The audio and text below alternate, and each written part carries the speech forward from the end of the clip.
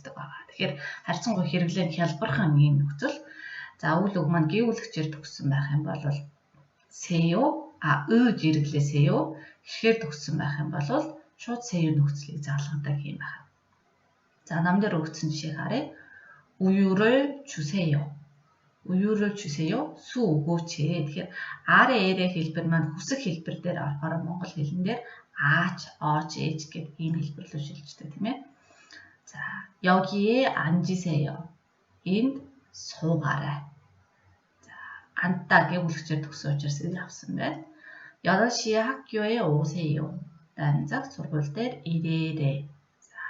Тэгэхээр хүсгээрээ 아래에 за захирах хэлбэр дээр зам тохиолдол ач, оч гэсэн ийм хэлбэр рүү орох юм байна. За түрүү хэлснээр дэвсгэр байгаа бол ыж хэрэглэн дэвсгэр байхгүй бол сэё нөхцөлийг шууд заалгана гэсэн. За мэдээж хэрэг тэмдэг үйл үгэн дээр хэрэглэх боломжгүй, асуу өгүүлбэр дээр мөн хэрэглэх боломжгүй, өнгөрсөн цаг дээр хэрэглэх боломжгүй ердөө үйл үгийнхээ үндсийн язгуур дээр л залгагддаг ийм нөхцөл. За эдгээр үгнүүдийг харъя. 행복하다 ад жаргалтай байх, 빨리 가다 удаан явах, 조용하다 чимээгүй байх, 잘 살다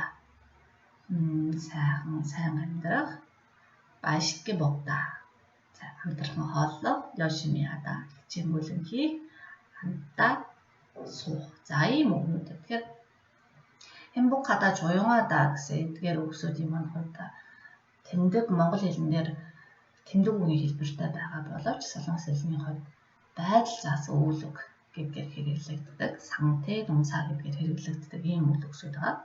За, 으세요, 세요 нөхцөлөө залгаж үзье. 행복하세요. шууд залгасан. 빨리 가세요. за, муу их шиг учраас шууд. 조용하세요. чимээгүй байгаарай. шууд залгасан. за, гэтэл энэ дээр 잘 사세요. сайн амьдраарай, ад жаргалтай амьдраарай гэсэн. Тэгэхээр эгийг та бүхэн санаж байгаа бол ил дэвсгэр дээр энэ бэ эсээр хэлсэн нөхцөл залгахаар илэн гээгддэг гээд ил таллаг дүрм дээр бид нэр ярьж исэн. Тэгэхээр 살다 илийн араа сэё нөхцөл ороод ирэхээр ил маань гээгдээд 잘 사세요 гэдэг ийм өрмөц хэлбэр гарч ирж байна. За дараагийн хэлбэр 맛있게 먹다. сэ요 хэлбэр маань аре эрэг хэлбэрээр орохоос гадна аре эрэгээс гадна мөн хүндэтгэлийн утгыг илэрхийлэх хоёр дахь давхар ийм утга байдаг. За энэ утгаараа орсон тохиолдолд хүндэтгэлийн утгаараа орж байгаа учраас үйл үг маань гэсэн хүндэтгэлийн хэлбэр рүү шилжиж байна гэсэн үг. Тэгэхээр 먹다гийн хүндэтгэлийн хэлбэр нь тшида. тшидагийн араа сэё залгаар тсэ요 ийм хэлбэр дээр шилжиж байгаа гэдгийг хараад аваарай. 맛있게 먹으세요 гэдэг хэлбэр байдаг байх нь.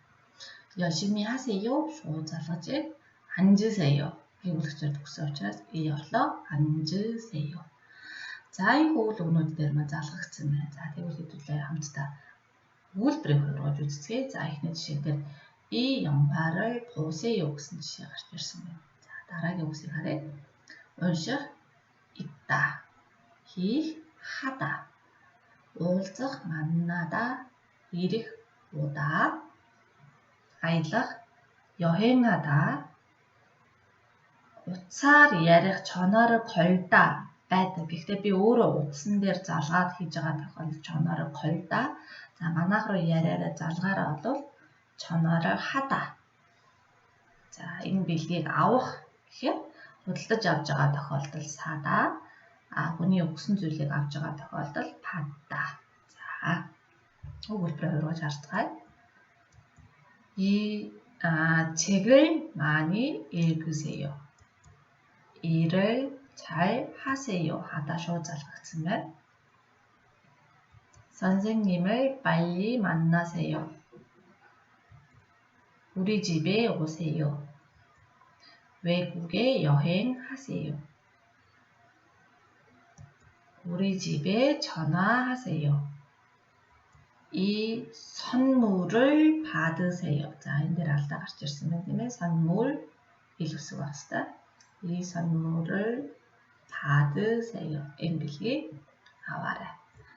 За, үүгээр та бүхэндээ 8 дугаар хичээлийн сэё нөхцөл буюу аре, ач, оч, ээж гэсэн нөхцөлийг гаргадаг хэлцээ нөхцөлийн талаар тайлбарлаа. Уг нөхцөлийн хэрэглээ бол харьцангуй товчхон бөгөөд зөвхөн өвөл үгийн хэлбэр дээр залгагддаг. Гэвүүлэгчээр төгсвөл өөсэё, хишгээр төгсвөл сэё нөхцөлийг залгадаг ийм хэлбэр байлаа.